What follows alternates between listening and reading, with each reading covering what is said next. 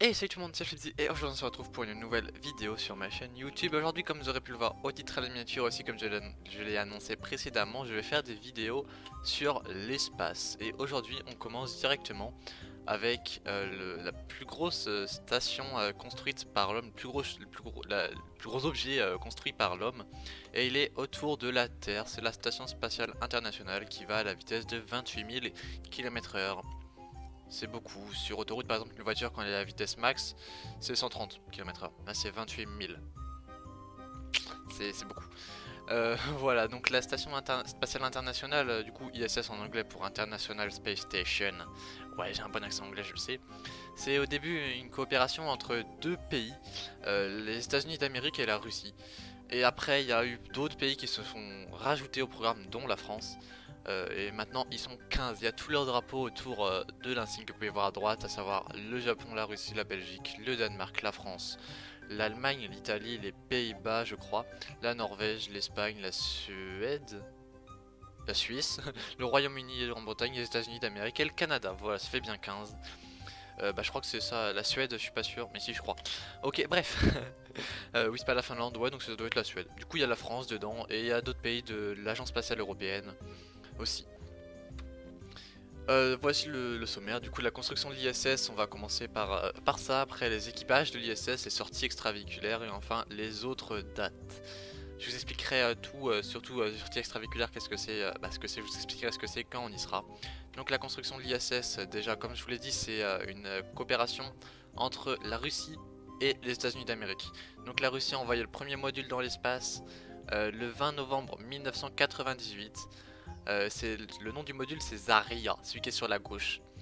Et sinon, pas longtemps après, le 4 décembre 1998, donc quelques semaines après, pas tant que ça non plus, les États-Unis d'Amérique, donc la NASA, a envoyé le deuxième module qui s'appelle Unity. C'est le Node 1 qui sont d'ailleurs les deux encore actuellement amarrés à l'ISS. Et là, on peut voir, par exemple, si on regarde l'image de droite, que à gauche, on voit que c'est attaché. Et du coup, bah, c'est attaché au module Zarya. Voilà, qui est à gauche. Genre, ils sont attachés. Voilà. Après, le troisième module, c'est Zvezda, qui a été envoyé le 20 juillet 2000 par la Russie, sauf que le premier envoi il avait eu lieu en début 1999, donc pas longtemps après, un peu plus d'un mois après le 4 décembre 1998. Sauf qu'il y a eu un échec. Voilà, je sais plus c'est quoi qui s'est passé, mais je crois que la fusée elle a dû avoir un problème. Mais en tout cas, il a pas pu y aller. La Russie a dû reconstruire entièrement le module parce qu'il avait explosé, je pense. Donc voilà. Et après, sinon, j'ai mis à droite le node 2 qui n'a pas été le prochain après Zvezda, mais c'est le seul, c'est le premier qui a été construit par en partie la France. Voilà, par la France et l'Italie, on peut voir les deux drapeaux. C'est celui qui est au milieu où il y a la flèche blanche qui le montre, parce qu'à gauche il y a le laboratoire de l'Agence spatiale européenne Columbus, à droite il y a Kibo, le laboratoire de l'Agence spatiale japonaise, et derrière il y a, je sais plus c'est quoi son nom, mais le laboratoire de la NASA. Voilà, mais le node tout du coup c'est un nœud, c'est comme un nœud en fait, ça permet de relier plusieurs endroits. On voit qu'il peut y avoir devant là. Euh, à droite il y a le laboratoire japonais, à gauche le laboratoire européen, et en face du coup il n'y a rien, donc on voit que c'est un petit rond blanc. Il peut y avoir un nouveau module ou un vaisseau qui vient s'amarrer ici s'il n'y a pas assez d'autres ports pour, euh, pour des cargos ou des nouveaux modules spatiaux. Les équipages de l'ISS, donc les premiers équipages de l'ISS entre 2000 et 2001, la première expédition vers l'ISS contenait deux Russes et un États-Unien. Parce que du coup c'est une coopération entre la Russie et les États-Unis d'Amérique, je vais pas me répéter mais voilà. Donc il y a deux Russes et un États-Unien, il y avait 3 places dans le vaisseau. Soyuz, donc vaisseau russe, donc vous pouvez pas en emmener que 4. Voilà, s'il y a que 3 places on peut en emmener que 3. Après sinon le premier européen dans l'ISS il a été pas longtemps après la première mission, il a été en 2001. C'est un Italien, on peut le voir à son drapeau, c'est Umberto Guidoni. Et sinon, du coup en 2001 avec d'autres astronautes, c'est le premier européen dans l'ISS. Et Claudine Guéret, c'est la première française et aussi le premier français. Voilà, c'est la première personne de nationalité française à avoir été dans l'ISS en 2002. Actuellement dans l'ISS, il y a Raja Shari, Thomas Mashburn, Mathias Maurer et Kayla Baron. Si vous regardez à l'heure où la vidéo sort, hein, si vous la regardez, un samedi en 2042, ça, ce n'est plus d'actualité évidemment, mais surtout 2042, surtout. Voilà, donc à gauche du coup Raja Shari, Thomas Mashburn et les deux astronautes de l'agence de la NASA, donc de l'agence spatiale états-unienne. Après, on voit Mathias Maurer, astronaute allemand. Je bégaye, astronaute allemand, donc de l'agence spatiale européenne. Et sinon, encore un peu plus à droite, Kayla Baron, qui est une astronaute de la NASA. On peut le voir à leur drapeau. Il y a juste Maurer, du coup, on voit pas son drapeau, mais il est allemand. Et aussi actuellement dans l'ISS, il y en a trois autres. Il y a Mark Van de Hey, Piotr Dubrov et Anton Skraplerov. Donc deux Russes et un États-Unien qui ont décollé avec un vaisseau Soyouz. Mark Van de Hey et Piotr Dubrov, ils ont décollé il y a assez longtemps, je crois. Et Anton Skraplerov, il a décollé vers octobre. Et si on regarde Mark Van de Hey, actuellement, je crois, si je me trompe pas, ça fait 341 jours qu'il est dans l'espace et il repart normalement dans 2 jours. Si vous regardez cette vidéo au jour de sa sortie. Je vais sûrement faire une vidéo sur lui parce que du coup c'est le record de l'homme qui a été le plus longtemps dans l'espace. Dans l'ISS surtout, après peut-être aussi dans l'espace, mais voilà, il a battu le record de... Bah, quand il va repartir, s'il n'y a pas le jour qui est prévu, il va avoir battu le record de l'ancien à 12 jours de plus. Voilà, donc du coup un États-Unien et 2 Russes qui vont rentrer du coup dans 2 jours sur Terre si vous regardez la vidéo au jour de sa sortie. J'ai pas mis nom de mission, dernière mission j'ai pas dit mais c'est SpaceX Crew 3. Voilà, donc SpaceX Crew 1 c'était la première, Crew 2 c'était celui qui avait entre autres Thomas Pesquet, et Crew 3 c'est celle-là. Ça c'est Soyuz, un mix de plusieurs missions Soyuz, je m'y retrouve plus moi. Je m'y retrouve plus, je crois que les 3 ont décollé dans 3 missions différentes. Et je crois qu'ils vont rentrer les 3 ensemble. Je suis perdu là, Voilà, mais en tout cas Mark Van de Hey, celui qui est tout à gauche, un astronaute de la NASA. Parce qu'il a le drapeau états-unien, donc il est de la NASA, a actuellement, si vous regardez la vidéo au jour de sa sortie, battu le record de l'homme qui est resté le plus longtemps, de l'homme avec un grand H, qui est resté le plus longtemps dans l'ISS. Les sorties extravéhiculaires maintenant, qu'est-ce que c'est une sortie extravéhiculaire? En fait c'est quand on sort de l'ISS pour aller faire des réparations. Voilà, parce qu'on peut pas tout réparer de l'intérieur, donc il faut des fois se mettre dans des gros scaphandres, bien pressurisés pour ne pas mourir, c'est mieux. Et il faut aller rajouter des panneaux photovoltaïques, donc panneaux solaires, faut aller rajouter, faut aller brancher des câbles et plein de trucs. Donc par exemple là, le 18 octobre 2019, la mission devait remplacer une batterie d'un panneau photovoltaïque, hein, voilà. On voit en haut à gauche du coup une astronaute, c'est Jessica Meir si je ne me trompe pas en haut à gauche. Qui est sortie avec Christina Koch, c'était en 2019, octobre 2019, c'était la première sortie extravéhiculaire entièrement féminine. Il faut savoir qu'ils sont obligatoirement toujours deux. S'il y en a un qui peut pas une seconde avant la sortie, il y en a un qui se désiste, qui peut plus sortir parce qu'il a un problème, elle est annulée la sortie, il sort pas tout seul, personne, il n'y a pas le droit d'aller tout seul. D'ailleurs on va le voir après, il y a eu des petits problèmes, surtout avec un Italien, mais on va le revoir juste après. Donc heureusement qu'ils étaient deux. Voilà, donc octobre 2019, à 2 plus tard, toujours L2 du coup, on fait encore 2 sorties extravéhiculaires les 15 et 20 janvier, c'était les premières extravéhicular activity en anglais du coup, de l'année 2020. Voilà, donc en plus d'avoir fait la première sortie extravéhiculaire entièrement féminine, elles ont fait les 2 premières sorties extravéhiculaires de l'année 2020. Voilà, et on peut voir du coup l'insigne en haut à droite qui signifie que c'était la mission, l'expédition 61. Qu'est-ce que c'est une expédition dans le domaine de l'ISS? Une expédition c'est un changement d'équipage. Voilà, on voit du coup qu'il y avait d'autres astronautes dont Luca Parmitano.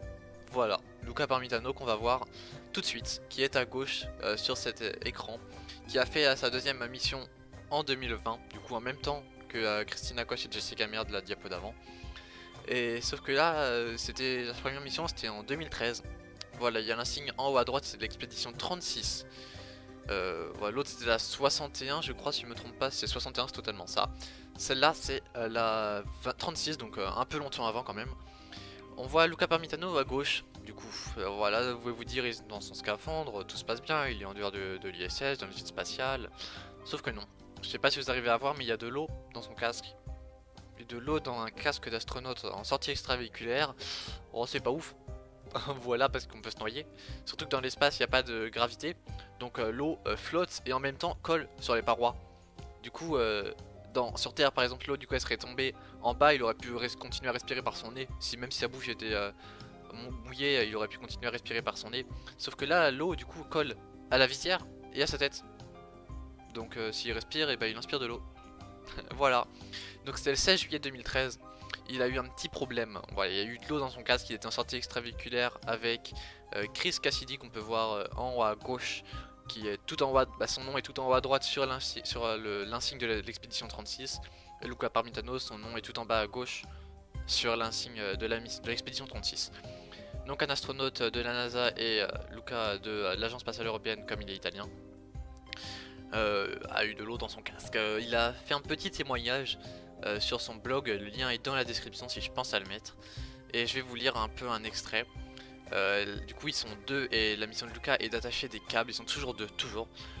À ce moment précis, alors que je réfléchis à la manière de dérouler le câble proprement, je sens que quelque chose ne va pas. La sensation inattendue d'eau dans ma nuque me surprend. Et je suis dans un endroit où je ne préfère ne pas être surpris. Je bouge la tête d'un côté à l'autre, confirmant ma première impression. Et, avec un effort surhumain, je m'efforce à informer Houston de ce que je peux ressentir, sachant que cela pourrait signaler la fin de cette EVA. Au sol, Shane confirme qu'ils ont bien reçu mon message et il me demande d'attendre les instructions. Chris, qui vient de terminer, est toujours à proximité, et il se dirige vers moi pour voir s'il peut voir quelque chose et identifier la source d'eau dans mon casque. Après, du coup, j'ai fait un petit extrait de son blog entier. Je vais pas tout mettre non plus, ça allait être long. Voilà.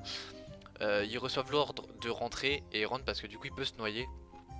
C'est pas ouf. Il y a le blog du coup dans la description avec cet extrait et un blog entier quoi. Que j'ai traduit, c'est pas exactement ça qu'il a écrit en anglais, j'ai traduit à Google Traduction, voilà. Mais c'est ça l'idée. Voilà, donc ils sont rentrés, ils ont fini la sortie extravéhiculaire au bout. Oula, je suis passé trop vite. Au bout de 1h32, alors que sa sortie extravéhiculaire devait durer plus de 6 heures. Voilà. Maintenant du coup après avoir vu Luca, un italien du coup dans ses problèmes qu'il a eu dans sa sortie extravéhiculaire, on va voir les sorties extravéhiculaires de Thomas Pesquet, qui détient actuellement avec 39 heures et 54 minutes en 6 sorties extravéhiculaires le record de l'agence spatiale européenne, de l'homme qui est resté le plus longtemps dans le gîte spatial.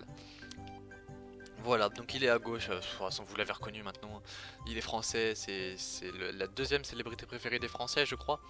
Voilà, il a fait sa première mission en 2016 qui était Proxima, qui a duré 196 jours. Il a fait 12h38 de sortie extravéhiculaire, si je me trompe pas il en a fait 2. C'est possible, une sortie extravéhiculaire c'est plus de 6 heures en moyenne, donc là c'est possible. Et sinon il en a fait 4 dans sa mission Alpha, donc en 2021, la SpaceX Crew 2 dont je vous ai parlé il y a pas longtemps. Il a duré 199 jours dans l'ISS et il a fait pour une durée totale de 27h16 de sorties extravéhiculaires. Donc il a un record de 39h54 en 6 sorties dans le vide spatial. C'est le record de l'agence spatiale européenne, c'est le record européen. Il aurait rajouté une sortie extravéhiculaire, une assez longue, il aurait fait les 48 heures dans l'espace. Voilà, c'est dans le vide spatial surtout. C'est énorme, c'est beaucoup. Voilà, surtout que c'est très dur d'être dans une combinaison d'un scaphandre comme ça parce que c'est très pressurisé, il faut bouger ses mains, sauf qu'on a les gants qui sont pressurisés, c'est fou, c'est énorme, c'est dur. Voilà, c'est très dur, il a témoigné un peu, il a déjà été interrogé par des journalistes et il a dit c'est dur. Voilà. Quelques photos de Thomas du coup en dehors de la station spatiale internationale, on est sûr que c'est lui parce que c'est un des seuls français, je pense le seul français qui a fait des sorties extravéhiculaires. Et puis surtout la photo de gauche je l'ai prise sur son Instagram à la date où il avait fait une sortie extravéhiculaire. Voilà, et celle de gauche je sais plus où je l'ai pris mais c'est quasiment sûr que c'est aussi lui. D'ailleurs celle de gauche c'est aussi sa photo de profil Instagram si ça vous intéresse à savoir. Voilà. Et les autres dates maintenant, la fin de l'ISS qui est prévue en 2031. La NASA a annoncé que la mission de la station spatiale internationale se termineront en 2031. Dans un rapport remis au Congrès américain, elle détaille les obsèques j'arrive plus à parler, de la station spatiale, un crash au milieu de l'océan Pacifique, plus précisément au point Nemo, c'est le point sur le globe terrestre le plus éloigné de toutes les populations, de toutes les terres émergées. On a toutes les terres qui sortent de l'eau. C'est le point le plus loin. Voilà, on le voit d'ailleurs, il n'y a pas d'autres îles en fait. Il n'y a pas d'île où il y a de la population en tout cas. Dans l'océan Pacifique Sud, le plus proche doit être la Nouvelle-Zélande, le Chili, l'Argentine, le pôle Sud aussi, et quelques îles aussi, océan Pacifique Nord. Et voilà. Donc en fait, il faut savoir que si l'ISS restait dans l'espace en fait jusqu'à qu'elle ne marche plus, ça serait très dur de la renvoyer sur Terre. Et du coup, ça créerait de la pollution spatiale. Je ferai une vidéo aussi sur la pollution spatiale, j'ai déjà commencé à la travailler. Je sais pas encore quand est-ce qu'elle va sortir, mais voilà, elle va sortir. Et bah, quand la vidéo sur la pollution spatiale sortira, vous pourrez aller voir. Je l'expliquerai, je ferai un petit passage sur la fin de l'ISS en 2031. Et voilà mes sources, si ça vous intéresse. Je vous mets le lien du coup du blog de Luca Parmitano, l'italien du coup qui a fait une dans l'espace. Je vous le mets dans la description de cette vidéo. Et merci d'avoir regardé, pensez à mettre un petit like si ce n'est pas encore fait, à vous abonner si ce n'est pas encore fait. Si vous me découvrez grâce à cette vidéo, sachez que je fais aussi du Minecraft si ça vous intéresse. Donc tous les dimanches, ou énormément de dimanches en tout cas, une vidéo sur l'espace. Voilà. Et sinon, une autre vidéo le lundi et le mercredi, des vidéos Minecraft si ça vous intéresse. Voilà. Et merci d'avoir regardé. Mettez un commentaire aussi si vous voulez me donner des sujets de vidéos. Et mettez dans des commentaires aussi des idées de vidéos si vous voulez. A plus. À dimanche prochain pour une prochaine vidéo. Les pires. Non, c'est pas les pires tutoriels. Les pires tutoriels, c'est ma vidéo de lundi. Sur Minecraft si ça vous intéresse. A plus du coup pour une nouvelle vidéo sur le domaine spatial. Au revoir.